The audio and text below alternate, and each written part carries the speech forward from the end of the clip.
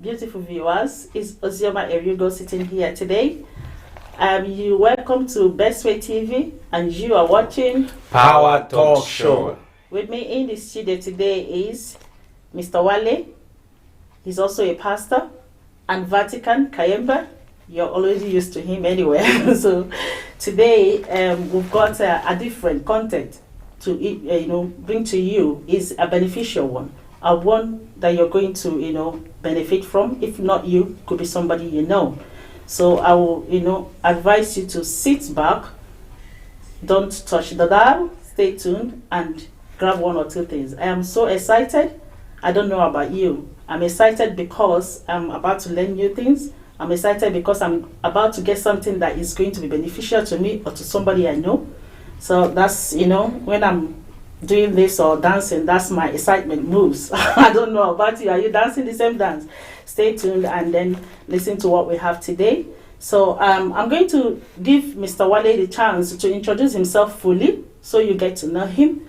And also Vatican as well. Already know him. He's my twin host. But for those who are tuning in for the first time, don't worry, I'm going to give him that chance to introduce himself as well, so you don't miss anything. Mr. Wale, tell the viewers who you are, please. Yeah, thank you very much. My name is Wale Olabamiji.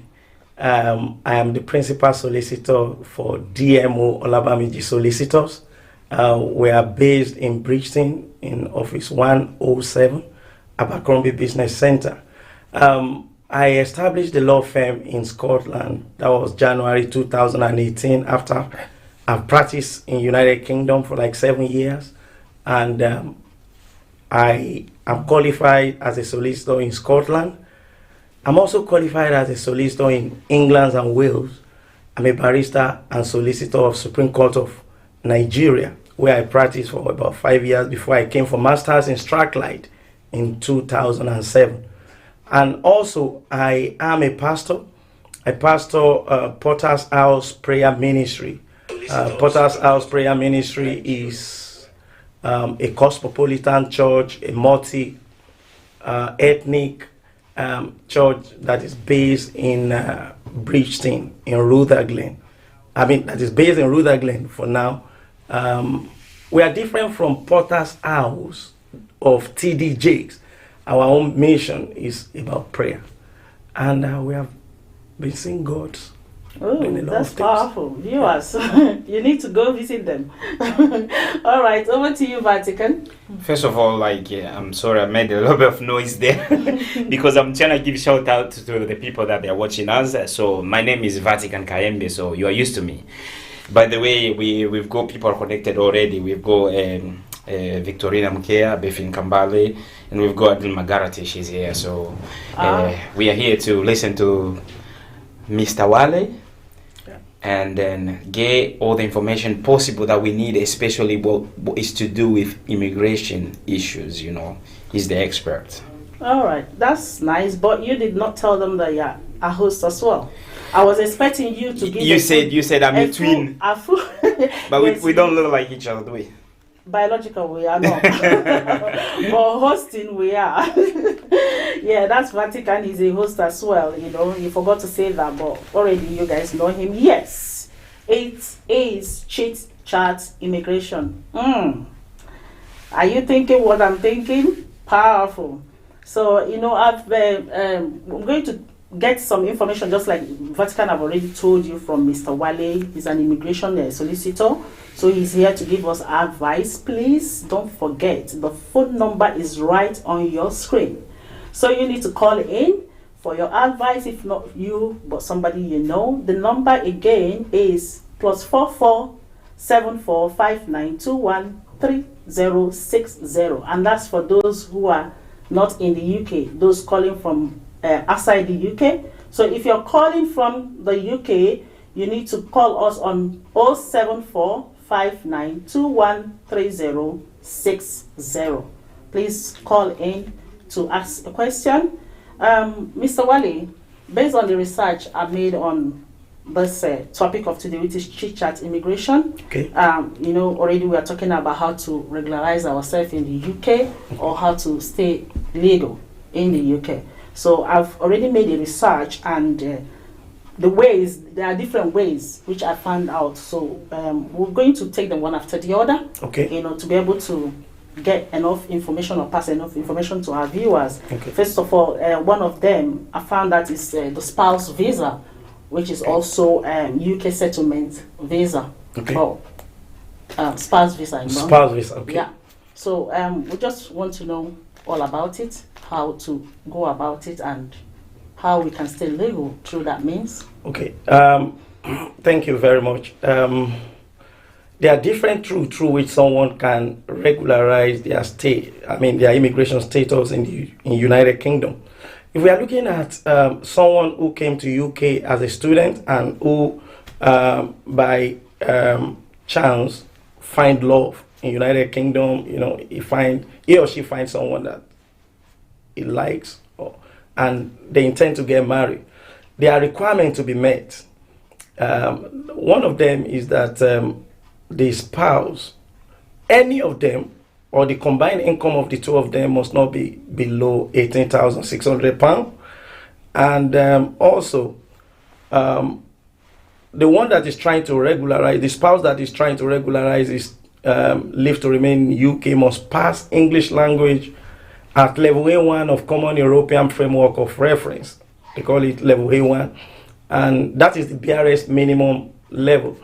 And the reason why immigration rule requires that person to pass English language is just because they will want to know, are you going to be able to communicate in your home if you can't speak English? But so without going into other details, but those are the basic, those are the very important requirement that applicant must meet. Mm-hmm. And if they are not able to meet that, and probably maybe they've been going out and they have a child, and that child, for example, will be a British citizen in line with the nationality of the spouse who is British, or in line with one of the parents that has indefinite leave to remain. Mm-hmm. So if they can't meet the financial requirements and the other spouse is not able to pass English language, provided there is a child, that person can apply for what is called discretionary leave to remain. Mm-hmm. They can ask the Secretary of State to exercise discretion in their favor, and that the submission that will be made is that it's going to be against the right to private and family life that person has formed, which is guaranteed under Article 8 of European Convention on Human Rights. Mm-hmm. For that particular spouse who doesn't have any leave to remain to be denied leave to remain. So that is if they don't meet, if the combined income of the two of them is less than £18,600, for instance, mm-hmm. and the spouse is finding it difficult to pass English language, but they have a child that is British. Mm-hmm. So because of that child, there's something they call in the best interest of children, which is under Section 55 of UK Border and Nationality Act of 2009. And the Supreme Court also, in the case of ZA Tanzania against Secretary of State, also validate that in the best interest of children, caseworkers should always look at what is the best interest.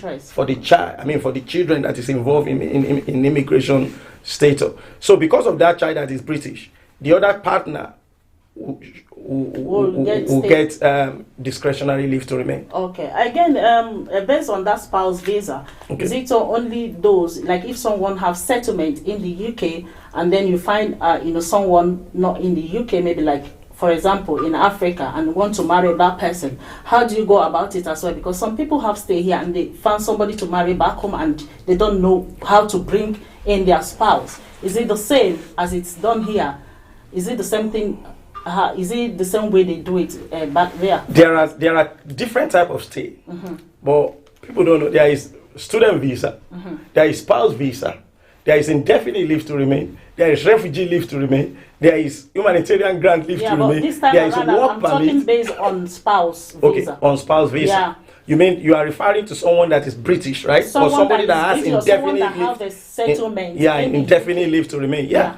If someone that has indefinite leave to remain or a British citizen, is the same requirement. You want to bring somebody from Africa, from Asia, mm-hmm. from outside the EU country, mm-hmm. you must meet the financial requirement. UKBA doesn't joke with that.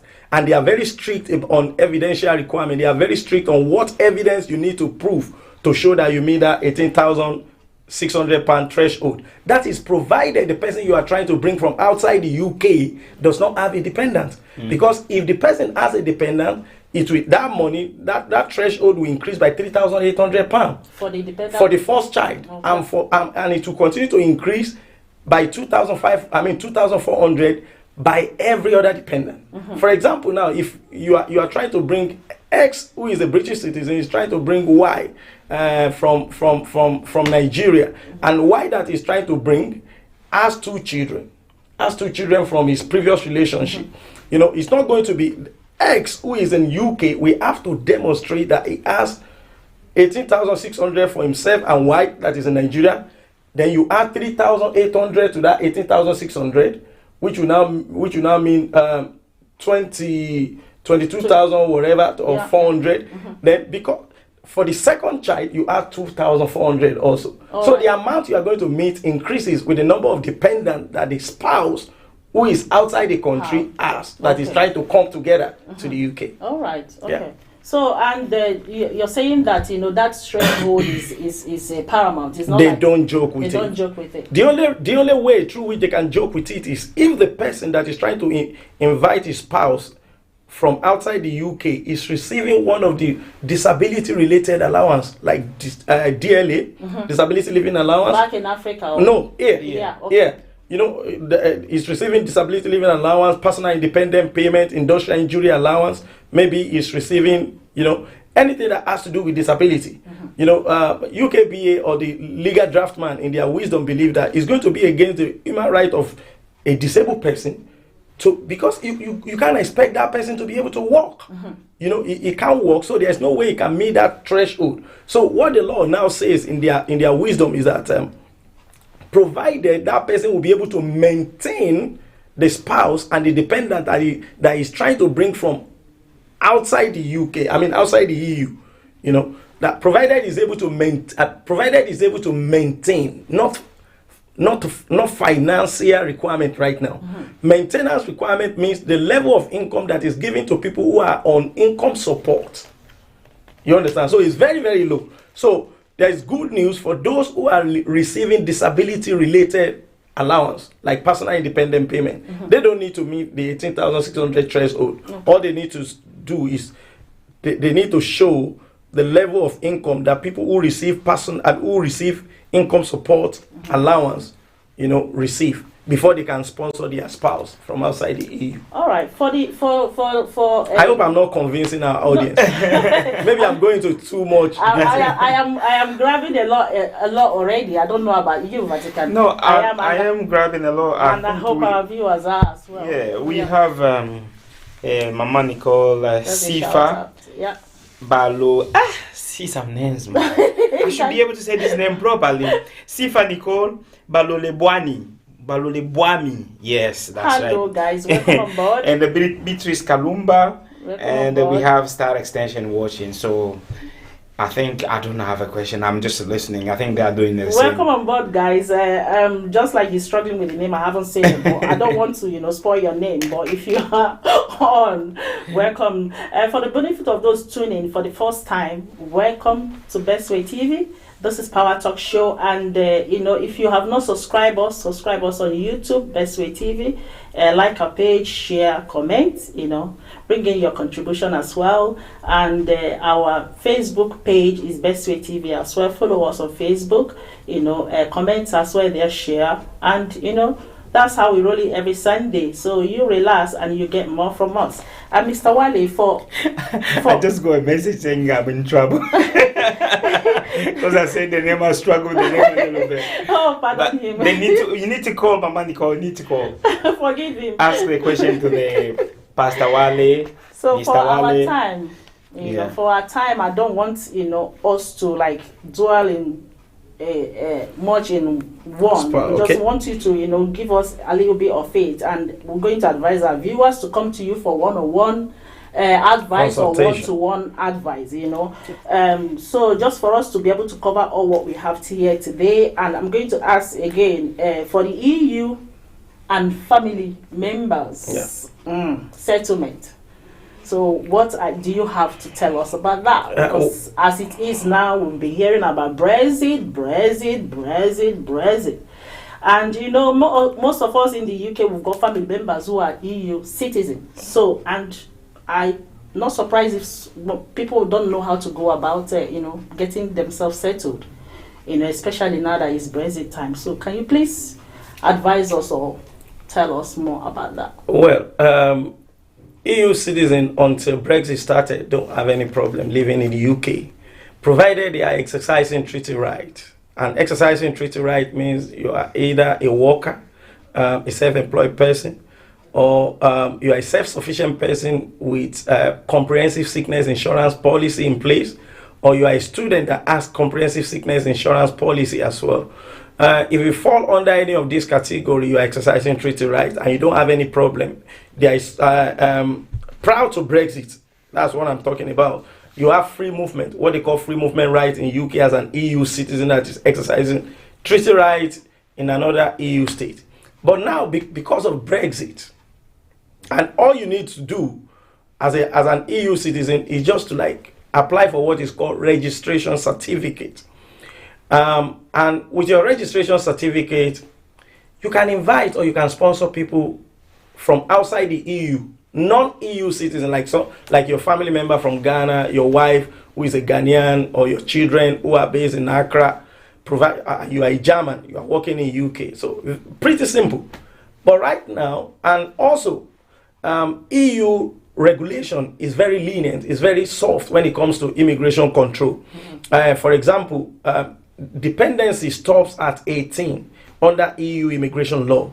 But under UK immigration rule, sorry. But under EU regulation, dependency age is up until 21. And you don't need to meet any financial requirement to be able to bring your wife or to be able to bring your children, provided you are working. And your work, provided it is above PET level. PET level is the minimum that the UKBA or the Home Office will acknowledge that you are exercising treaty rights effectively. Because if you say it's PET. PET. What's the full meaning of the PET? Well, it has to do with what is it called? Job center. I can't remember on top of my head immediately now. But it's the minimum level at which you begin to pay tax. It's the minimum level at which you begin to pay tax.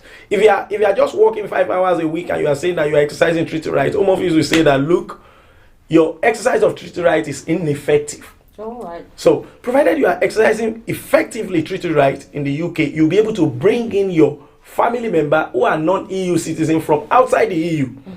That is the law as of now.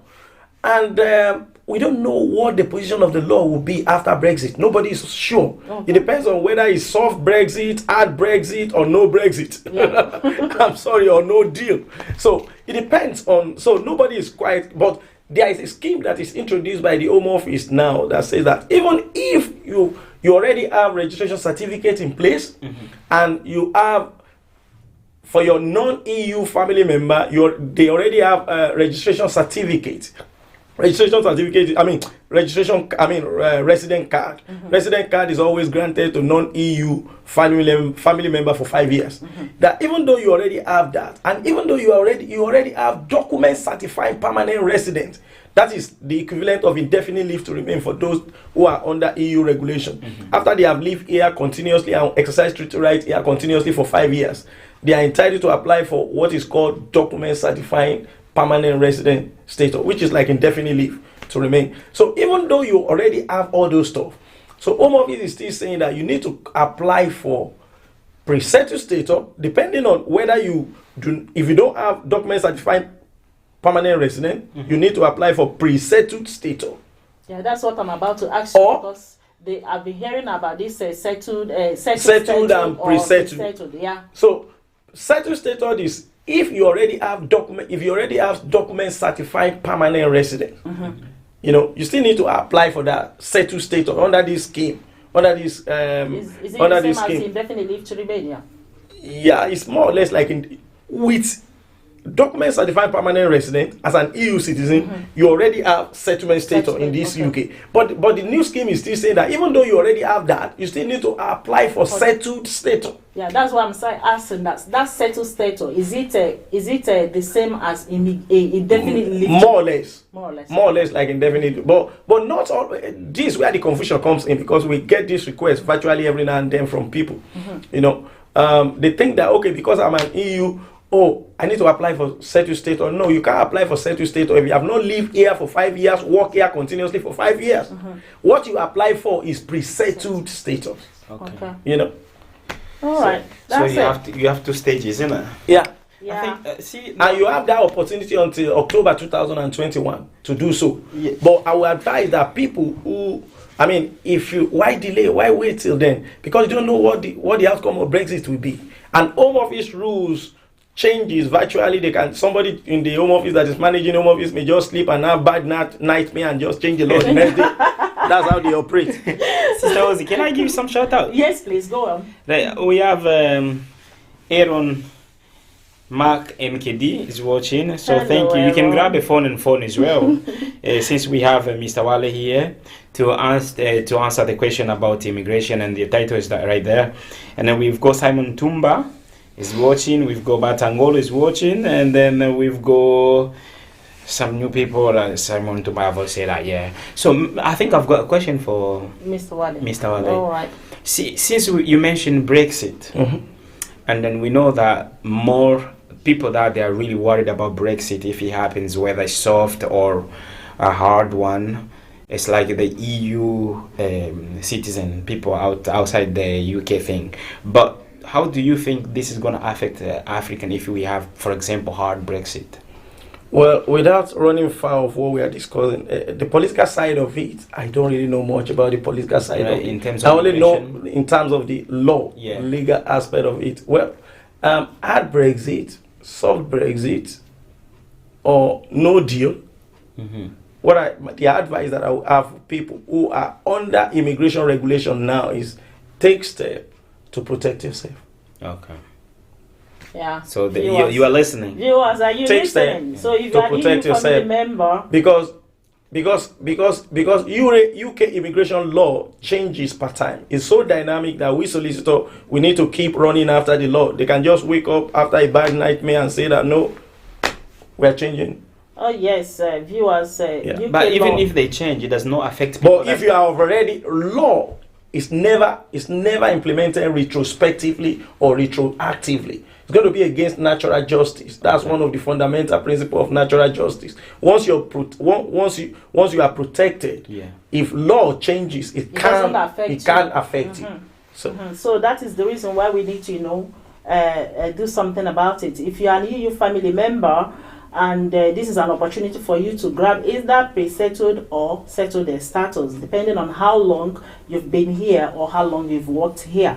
Am I right, Mr. Wale? Very right. You just need to step out and do something before it's too late. So we're going to move on to the next. I am so excited and I'm dancing shocky, just like Nigerian people say it now, because I am full of excitement. And the reason is that I am, getting a lot. So far, Mr. Wale, we're going to talk about the student visa, because a lot of African, minority, let me say, come here to study, and they also come in with their family, their dependent. That's the way they put it. Yeah. And when they finish studying, the law is go back to your country, and some of them want to stay. Yeah.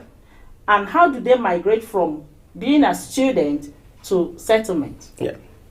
Thank you very much. Like, I was reading an article recently and I realized that with particular reference to Nigeria, that the influx of Nigerians to United Kingdom as students, I mean the number of students that are coming from Nigeria to UK to come and study in UK universities and colleges have dropped by 30%. There's no way it wouldn't drop. Because people are coming with huge amount of money, international student fee and maintenance fee, and at the end of the day, you just say that, okay, after you finish your study, just go back without acquiring experience that will enable them to become employable in their country, or without, having opportunities to utilize what they have learned, the information, the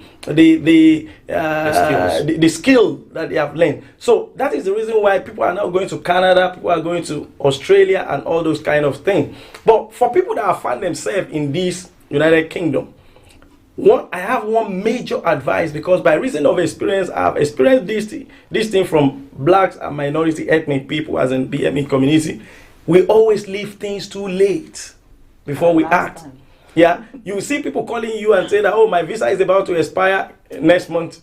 And you think that no, here is not Africa. You need to plan. There is maintenance money to be kept in your account for 90 days, for instance. Pastor, they expect you to be Jesus. Yeah.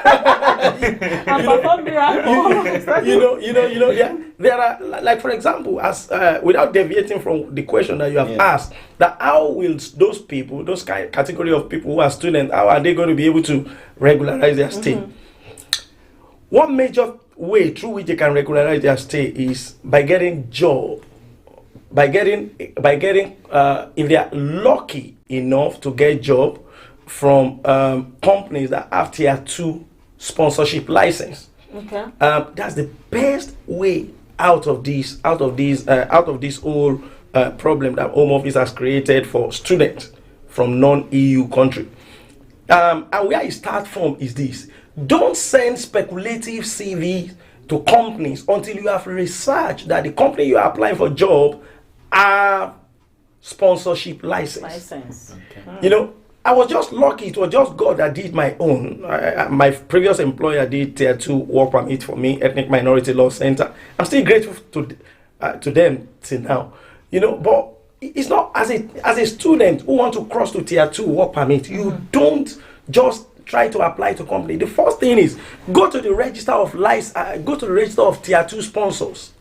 Go to the register of tier 2 sponsors in UK and look for companies that are in your field. Then send CV to them. You are not somebody that has indefinite leave to remain. You are not somebody that has British passport. You are running on time limit. So and it's only company that has tier 2 sponsorship license that can employ you and sponsor you for work permit under tier 2. So that's one way, and that's the starting point. Don't send CV out until you know the company have sponsorship license.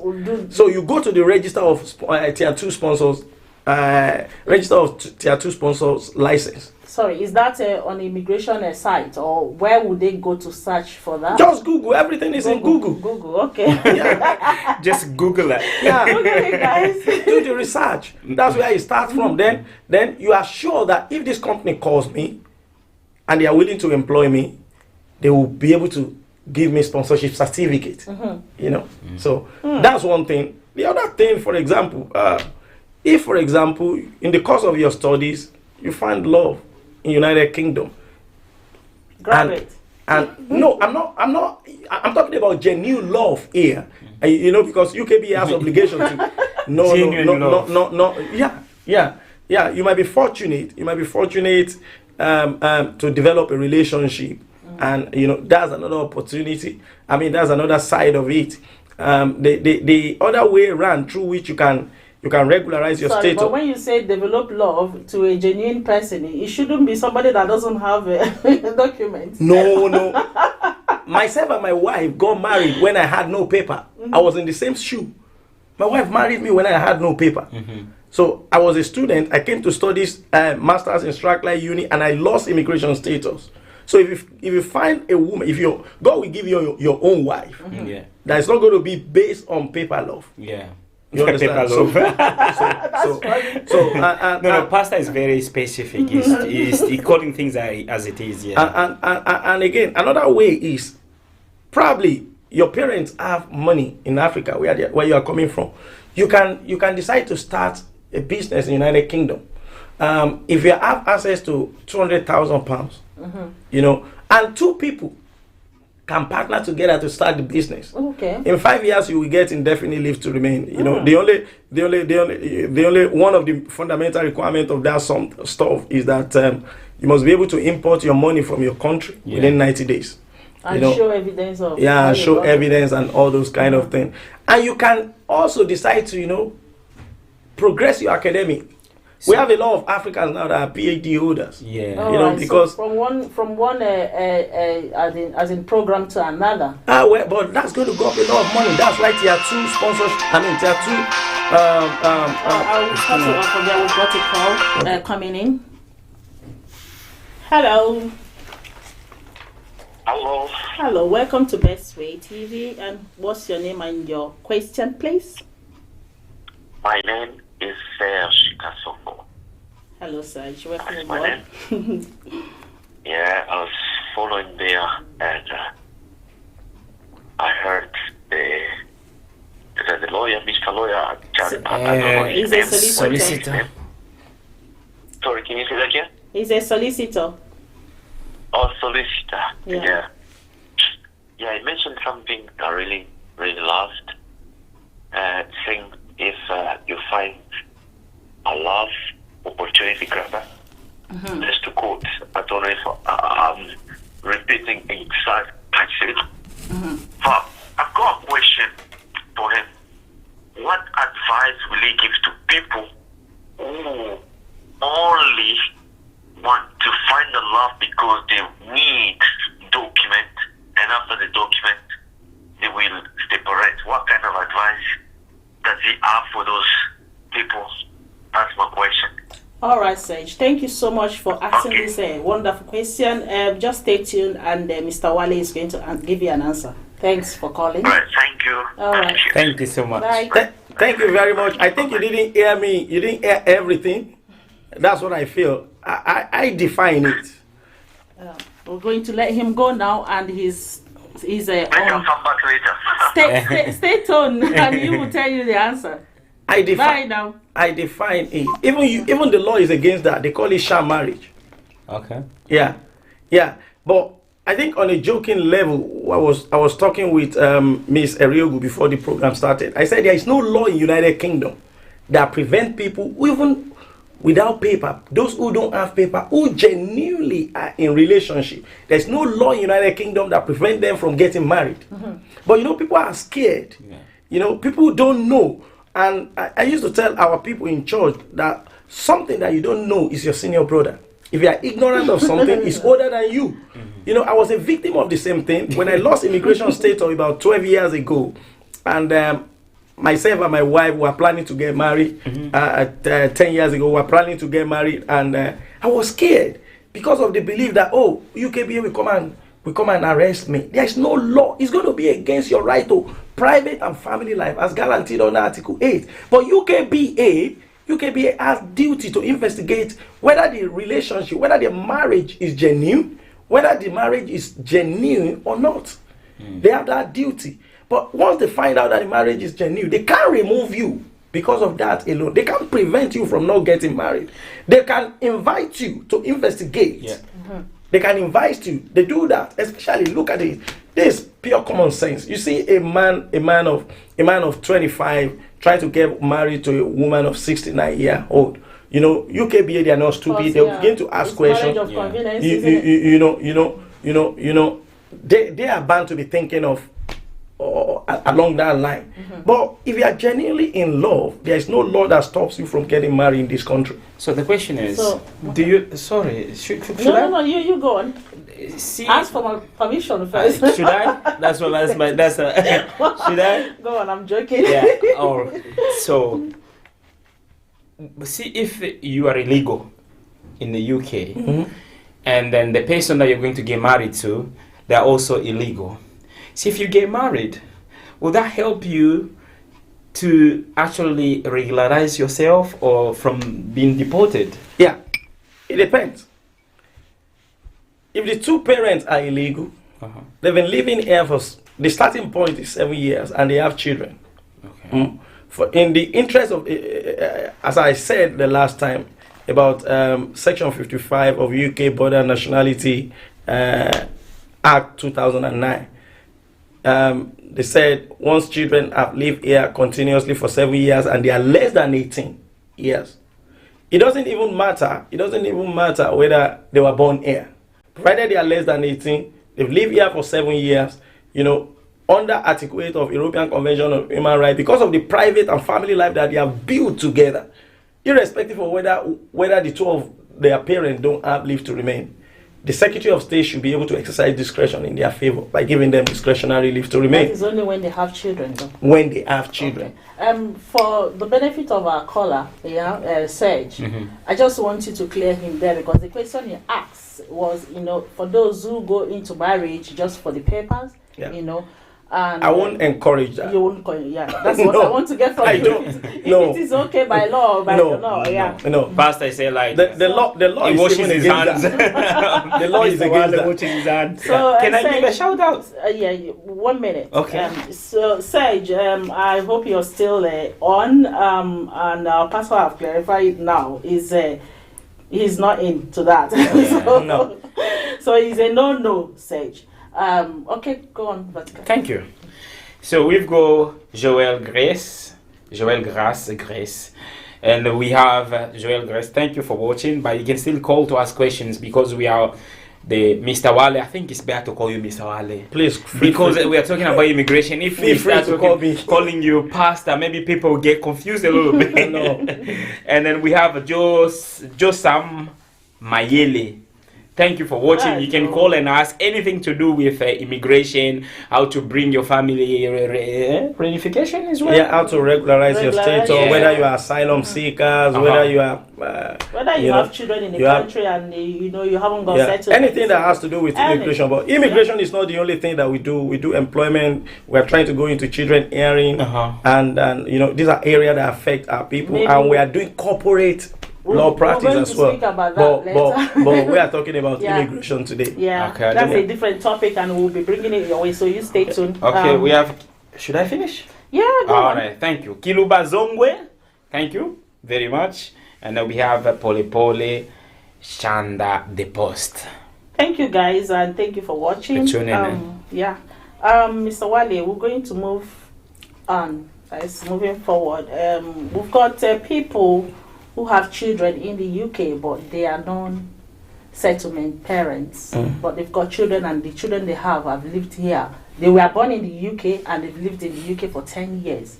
And I found out that, through my research, that a child born by parents that are not legal in the country, both parents can get a citizenship.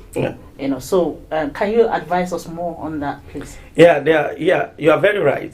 But there are still other requirements that they need to meet, and those requirements are not onerous, because I've seen few people falling foul of these requirements. They'll give birth to children. The children will live here for some times, and they'll take them to Africa, or they take them to Asia, and stay there for like 2 years and come back. And by the time the child turns 10, they will say, "Oh, solicitor, I want you to come and help me." The child must not be out of the UK for more than 90 days every year, for example. That's the things they need. And there is a total number of days. There is a total number of days. I think it's 580 something days in the last 10 years. So those are things that people should be careful of, because some will give birth and send them to Africa to go and live with their grandparents. And they'll be there for a year, and that may prevent the child, even though after a year comes back and has lived here continuously for 10 years, that may stop him from registering as a British citizen. I think someone just agree with you, Pastor. Josam Mayele said it's better for a true marriage, not for just a forced marriage. No. All right, guys, we've got some comments on which we're going to read out there. We've got Eve is watching with you. Okay, that's Eve. Howard. Thank you, Eve, for joining us. Bethany P. Campbell, help me out, Vatican, please. Bethany Campbell, I've said that, Best Way TV is live with immigrant. Okay, we've got. I think the comment is a long one. Nicole, you are in trouble. Okay.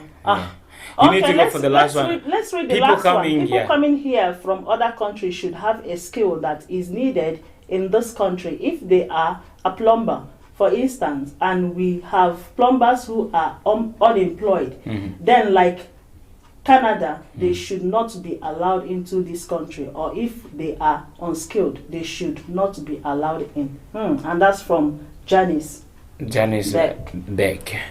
I think you can tell like the person is want to challenge you by saying like if unskilled people should Yeah. not be allowed to and the then country. also you are here also there's also other people they've got the same skill but they don't have jobs. I'm not the one making the law.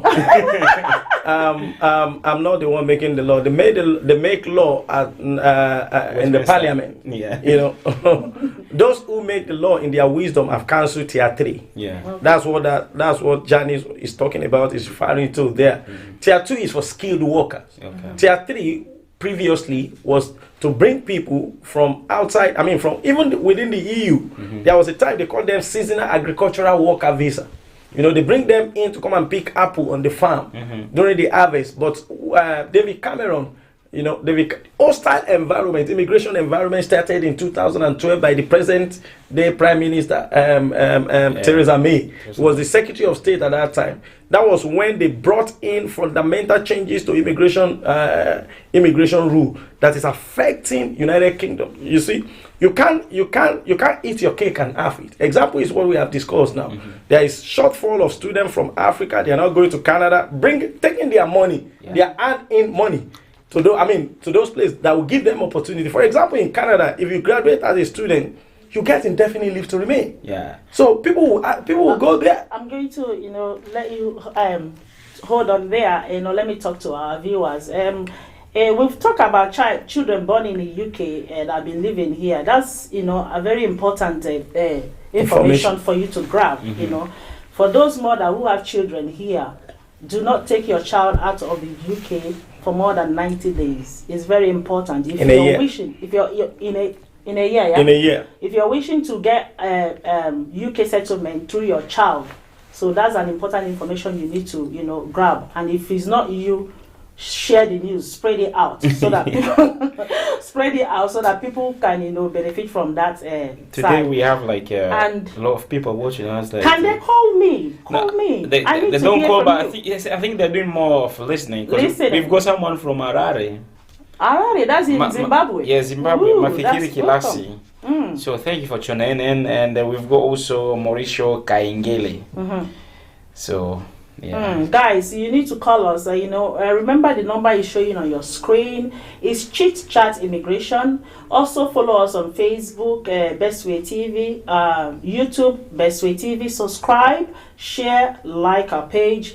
Do whatever you want to do with it, as long as it's benefiting us and you as well. I know, like maybe this subject is a little bit complicated.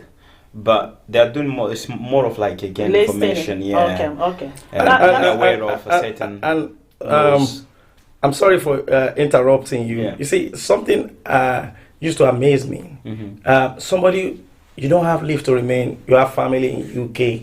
You are like a family of 5 people, and going by the present day immigration fee, application fee and immigration aid surcharge that you are going to pay, before you can regularize your status. You are a family of 5. You are like, that means you are going to cover something like £10,000. Yeah. Because to regularize your stay nowadays, the minimum application fee, apart from EU application fee, is £1,033. That's and you will also pay immigration aid surcharge of something like £1,000 for having access to the UK healthcare system. So you cannot imagine the hardship or the problem that a family of 5 will go through. That's right. These are people who don't have right to work, right to UK employment. So where are they going to be able to afford the money? So how do you help people like that? What do they do, to be able to? Yeah, UK immigration rule also provide for people who will become destitute as a result of payment of application fee, or who, even though they will not become destitute, they are able to, they might, it will affect their living, day-to-day living expenses if they are required to pay the application fee. So there is they provide something they call fee waiver. But apart from that, people in that category, if they call our office and on appointment, we can discuss with them, we can look into their case in a rounded form and advise them appropriately. Yep. All right, moving forward, Mr. I think Mr. Wale, I love Mr. Wale because it goes along with the issue that we are talking about. That, Yeah, I think maybe that's a time where maybe he can actually give them the, because he's a businessman. No, as well, so. his contact is going to be pasted. We'll put it on the screen for the viewers to grab it. So that is coming. Because he's not going gonna. No, I'm just saying like it's not gonna, because there you can see like he's trying to say like, look, I'm here. But I'm not going to give course, you. It's not enough time for him to bring everything on the table. Exactly. So, and I don't want to get the people confused. Exactly. I don't want to get people confused. If you pump in a lot of information, people will mix it together. And on the street, you see, I used to tell my clients, some of my clients, they will hear that, A got his paper regularized like this. I want to do it like A. Exactly. They have maybe 10% of information that make A to get his paper regularized. Mm-hmm. And they will come to you with the mindset of A. They don't know everything about A. And again, for our time anyway, he's not going to be able to voice everything. You can see the time is running as fast as it can. So, for us to be able to touch everywhere, so you know that they are reputable solicitor, isn't it? In Glasgow. So, that deals with so many things. We're going to talk about asylum and then talk about long residency. Earlier on during our chat, you told me that, if you're lawful here, your long residency could be 10 years. Then if you came to the UK unlawful, then it could be 20 years. Yeah. Please, tell people, I know you're not going to be able to, give them the full package of what it is, but, for them to know that you could help them, even when they call in to have one-to-one discussion. We've helped a lot of people.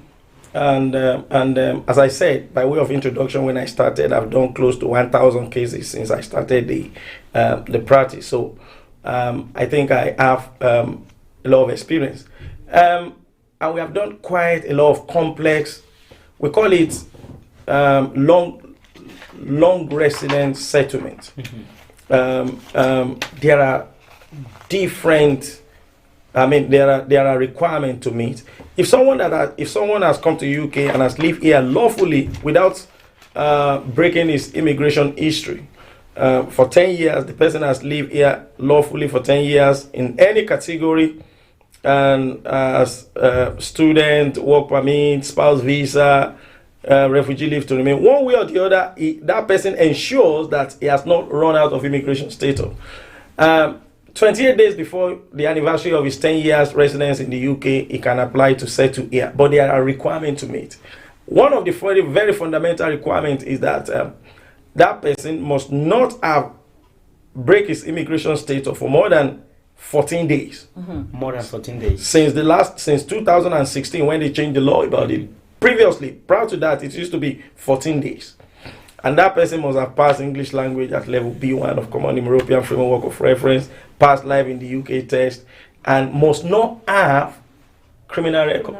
Because criminal record can stop you from being settled in the UK. But it depends. It depends on some criminal record. We clear after a certain period of time, and depending, we did something for someone recently. I can still remember that a student who came to approach us, one way or the other, was involved innocently. They used his account to commit fraud. Home Office is a master student in England. Home Office say that, okay, you have to go back to Nigeria, to your country. And he approached us and he said that, I don't know anything about this lawyer. They use this thing through my account and all this something. So what we just did is, for example, I'm just giving you a scenario here. I wrote to the sheriff court, got the judgment, see what was pleaded. It was given community sentence. But at the end of the day, we're able to get his paper regularized. Even with that, because Home Office didn't have the benefit, when they refused his application, they didn't have the benefit of what transpired at the sheriff court, for example. So there are things like that. So what I just advise that don't die in silence and be careful, stay clean in United Kingdom. Okay, because every little crime counts when you want to get settled. That you just spoke now about is for those who are here lawfully. What about those who are here unlawfully? If you have come to the UK with a visiting visa and then you have become an overstayer and then you've continued living in the UK for up to 20 years, sit down and listen. is your time to grab how 20 years for unlawful residence in the UK. It's not that you are going to get settlement. No. Secretary of State will exercise discretion in your favor. If you can prove it. I'm doing one at the Immigration and Upper Tier Tribunal now for someone whose previous solicitor messed up, a Ghanaian national, and she's been here for since 1987. You need to be able to prove. You need to be. She came here when she was very young. You need to be able to prove. So you don't lose all those documents. You don't lose your document. You don't lose where you have worked before. You are working illegally, or whatever. You are your landlord. You need all those. You need all those. The judge says that, okay, I can see that you came in 1985, you went back to Ghana. You came 86, you went back to Ghana. 1987, I can't see that you left the country, but we can't see proof that you have been here. So as an illegal immigrant, you need to keep documents. You need to keep track. You need to know the people who knew you when you came. This will help you when you want to prove your case that you have been living here for 20 years. I think it goes to what you were saying there. You are scared of something that you don't know, and then you fear maybe myself. See, if I keep this, they will know that I was working illegally. Yeah, you will need it later in life. This is gonna cause me trouble, but you need it. Initially, before 2012, when Theresa May brought hostile immigration environment, it used to be when you live here for 14 years and you can prove it, you will get indefinite leave to remain. That was the law until July 29, 2012. It used to be 14 years, then you get settlement. But now, with the advent of hostile environment, they said, if you have lived here for 20 years, we'll give you 2.5 years leave to remain. After 20 years, then you need to be on discretionary leave to remain, renew it until you complete 10 years. Then that means 30 years. That's a long time. For the benefit of the viewers. For our time. Can I quickly ask the question? All right. I think this is I'll give you 2 minutes. Give me 2 minutes. My question is this, Mr. Wale. Let me give a shout out first of all. We have Patrick Bulambo is watching as well. So thank you for tuning in. And we've got Elena Safi. She's watching. Now, there's people that they are settled already here, and that they have their leave to remain in the UK, but they want to have maybe British nationality. And what kind of sometimes there's information that you just grab on the street, saying if you have maybe points on your license, you cannot access stuff like that. So can you give people a little bit of clarity around that, please? Yeah. For you to be naturalized, for you to become a British citizen, you must meet good character requirement. Good character requirement implies, even though if you have points on your license, it's not a criminal offense, provided you didn't go to the tribal. You didn't go to sheriff court at that time. Provided you pay it on time, that's fiscal fine. Fiscal fine is not criminal record. But it might affect you if you want to apply for nationality, because they will say, if you have more than 2, if you have 2 within 12 months, they will say you are a repeated offender. That you don't have respect for UK law. So that's where you have to be careful. Even though fiscal fine is not criminal record, but repetition within 12 months will affect your nationality application. Is there any other thing you need to let them know about that? Point. Of course, he's the one that asked you that question, but is there anything you need to add quickly for our time? I think our number is there on top of my head right now. Absence also matter. Don't say because you have got indefinite leave to remain, you go back in any way. In any case, if you go back to your country after indefinite leave to remain and you stay there for 2 years, you will lose your indefinite leave to remain. But even if you want to apply for nationality, they will look at the number of absence that you have. Say if you go back to your country for 2 years, you lose your indefinite leave to remain. Okay. But if you want to apply for nationality, for example, you need to watch your absence from the UK, because they are going to look at your 5 years absences and your absence in the last 1 year preceding your application. Okay. Your absence in the last 5 years must not be more than 450 days. And in the last 1 year prior to application for settlement, it mustn't be more than 90 days. Okay, Mr. Wale, moving forward, because we don't have time, our time is running. I want to ask, asylum, is it still accepted in the UK? Why not? If you are fearing persecution on conventional ground, anybody can submit asylum. All right. And it's free. It's free. Yeah. Yeah, that's it. We are coming to the end of this show, but before we do that, I'm going to tell us what our topic for next week will be.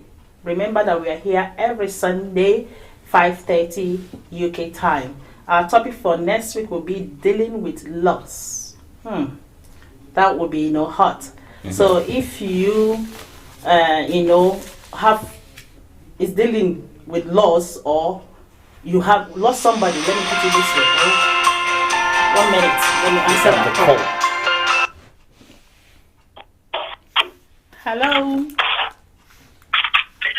Well, hello. Hello, this is Best Way TV. You are live. What's your name and your question, please? Hi, it's Eve again. It's Best Way TV. You are live. What's your name and your question? It's Eve. My name is Eve. Eve, all right, Eve, welcome on board. Thanks for calling. What's your question, Eve? Right, my question, I've got one question for lawyer, right? Okay. My question is, the other question, what if you don't pay your, for example, like your council tax and other stuff, would that affect as well for the nationality? For your nationality, yes, it can affect you. Because nationality is the end of migration process. So they will check all your tables. They want to know that your finances is in order. They want to know that you are a law-abiding citizen. Mr. William. All right, if for to give chance to other people who are trying to call us, just stay tuned, and then Mr. Wale will give you an answer to your question. All right, thank you for calling. Thank you. Thanks. Bye. Okay, you can carry on. Yeah, things like that will affect under nationality, payment of council tax. Okay. If you are owing council tax, that means you are not a person of good character. Good character is a even though it is described in Nationality Directorate or under the Immigration Rule, Chapter 3. It's all encompassing. These are things that may not affect your application for indefinite leave to remain, but when it comes to nationality, because they know after nationality you are let off. Okay, is it just only when you're owing the government, or does it have to do with when you're owing like privates? They want to, for the benefit of the viewers. they want to be sure that your finances is up to date. That because they're going to check your credit rating. They check all those kind of things, that you are a law-abiding citizen. Okay. All this will not affect your application for indefinite leave to remain, but under good character requirement, Chapter 3 of Nationality Directorate booklet, whatever, they will sniff under your table. People have got so much, and I know you have as well. So, like someone just popped in. Should I leave it out? Okay. I love you guys, so I'm going to be, give you that chance. I think I'm not gonna give a shot again because she's gonna slap me. Lusambo Emmanuel. Thank you for watching. Thank you. Thank you for tuning in. All right. For benefit of our viewers who could not call, maybe they don't have the nerves, to call in, but they are watching. I will tell our technical coordinator, Mr. Coco, to please, put Mr. Wale's address. Contact details on the screen for our viewers to be able to write it down, maybe for a couple of seconds. So our technical coordinator is going to put that on the screen for you to be able to jot it down, so you'll be able to reach out to Mr. Wale and have one-to-one advice. Get the full package of the whole information. Because of our time, we could not be able to disclose everything here. So, is it on your screen right now? If you can go ahead and grab it. And if for example, they are having trouble with maybe the details there, they can also contact Best Way TV, exactly. And then we'll be able to get to if you didn't Mr. Wale. Yeah, if you're not a fast writer like me, you could be able to call us to be able to give you the contact details of Mr. Wale, so you can reach out to him. We've come to the end of this program. I wish I shouldn't, leave, because they are so beneficial, what I'm learning here today. But before I do that, I'm going to appreciate Mr. Wale for coming to the show. I'm also going to appreciate his wife, who is behind the scene. Yeah, she's here today. I'm also going to appreciate my twin host, Vatican Kayembe. for I'm being fixing, here. I'm fixing myself. Don't have a tie, but Mr. Wallace got a tie. Don't mind me, I was just coming from church. And also, viewers, just sorry coming for from forgetting, there is a program coming on soon for Best Way TV. Is about a talent, isn't it? It's a youth talent. I'm going to give Vatican the chance to be able to talk about that because he knows about it more. Yeah, so like on 13th of like next week Thursday, 13th of June, we are having a youth concert in Motherwell Concert Hall. So if you are a local or Glasgow, Lanarkshire, North Lanarkshire, please come along. It's free. It's a concert that is 2 years in the making. So there's a really good talent there, and then all you can do is come and support the young people that are going to perform that day. So that's pretty much it. All right, that's it, guys. Try to call in. Try to call in, to be able to grab that. I'm going myself, and I want to see you there. I want to see how you're gonna dance that day. Yeah, I'm going to dance. I've got nice moves, so hold on, and you will see me. And we've got more comments coming in, viewers. I know, I love you people, but we're not going to put all together because we are running, out of time. And I'm going to go on to appreciate our team members who are behind the scene. Without them, we wouldn't be here, and things will not go on. So I'm going to appreciate Coco, Bata, Majaya Vukuto. Sorry.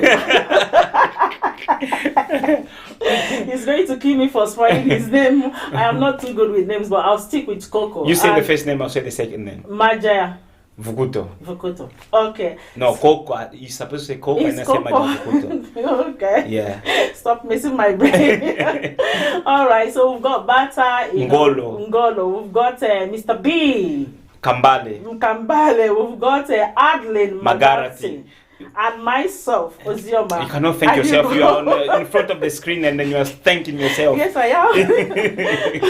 So we've come to the end of this show, and see you next week, 5:30. But you forgot one of the key members, Sister May. She's not here. Oh, Sister May. Oh, sorry, guys. There's one of our regular guests. Yeah. She's always on the show. She's a loyal person, very beautiful lady. Yeah. She's not here today, but you will be seeing her next week, probably.